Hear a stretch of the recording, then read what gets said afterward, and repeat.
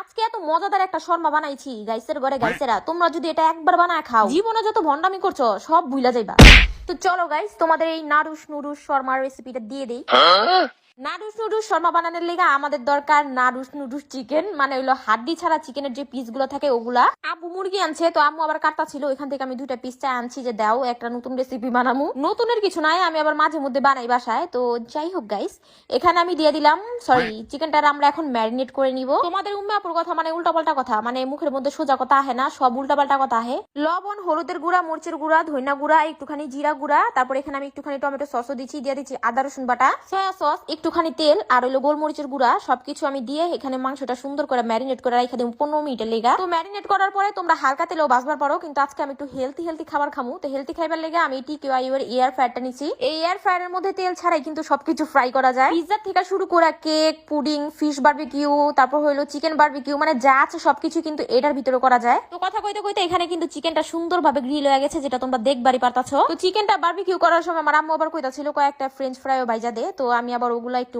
মুখা দিলাম। এই এয়ার ফ্রায়ারটা কিন্তু তোমরা টিকিউ এর পেজে পাওয়া যাবা, যেটা আমি কমেন্ট বক্সে আর হইলো আমার ক্যাপশনে মেনশন করে দিচ্ছি। তো শর্মা বানানোর লেগে হন রুটিটা বানালামু। তো এখানে আমি 2 কাপ ময়দা দিচ্ছি, দিয়ে দিলাম 2 টেবিল চামচ গুঁড়া দুধটা অবশ্যই বেশি দেওয়ার চেষ্টা করবা, তাহলে কিন্তু মজা লাগে।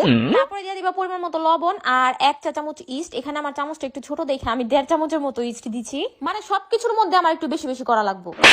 তো এর লেগে আমি এখানে একটু বেশি ইস্ট দিচ্ছি। তো যাই হোক গাইস, তারপর এখানে আমি হালকা নরমাল কুসুম গরম পানি, যেটা আছে নরমাল কুসুম গরম পানি, মানে তোমার হাত দিয়ে রাখছো কিন্তু তোমার হাতটা জ্বলতাছে না, পুড়তাছে না, ওই অবস্থার পানিটা তোমরা এখানে ঢাইলা দিবা। তারপর আমার মতো একটা নরম তুলতুলা কোলবালিশের মতো একটা ডো বানা লইবা। তো এখানে আমি ওই যে ডো বানানোর পরে হাতে একটু তেল মালিশ করে রেস্টে রেখে দিচ্ছি 1 ঘন্টা লেগা। 1 ঘন্টা পরে দেখো কতখানি ফুলছে। তোমরা অবশ্যই ভালো মানের একটা ইস্ট নেওয়ার চেষ্টা করবা, তাহলে কিন্তু মানে রুটির ডোটা অনেক সুন্দর ভাবে ফুলবো। তারপরে যাইতা হাত দিয়ে মুইথা এই ডোটারে অমানুষের থেকে মানুষ বানালুমু।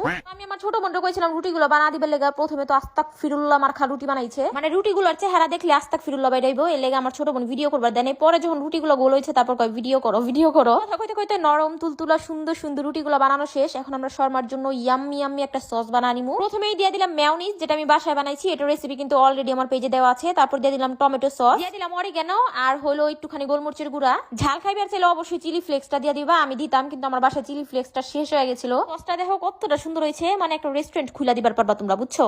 তারপর এখানে আমি চিকেন গুলো কুচি করে কেটে নিলাম। তো এখন আমরা আমাদের কাঙ্ক্ষিত নাড়ুস নুডুস শর্মা বানাবো। প্রথমে আমি যে সসটা বানাইছি ওটার একটা লেয়ার দিয়ে দিলাম। তারপর এখানে তোমগো মন মতো, মানে যেটা মন চাও ওইটার সবজি তোমরা দিবার পারবা। মন চাইলে বেগুন, ফুলকপি সহ দিয়ে দিবা, মানে তোমার ইচ্ছা, কারণ তুমি এটা বাসায় বানাইতেছো, এটা তো কোনো রেস্টুরেন্ট না যে হ্যাঁ গো মন মতো দিব। ওই যে কথা আছে না, মাই লাইফ মাই রুলস, তো তোমরা তোমাদের রুলস এর অনুযায়ী চলবা। সস দেওয়ার পরে আমি এখানে গাজর দিয়ে দিচ্ছি, তারপর দিয়ে দিচ্ছি চিকেন।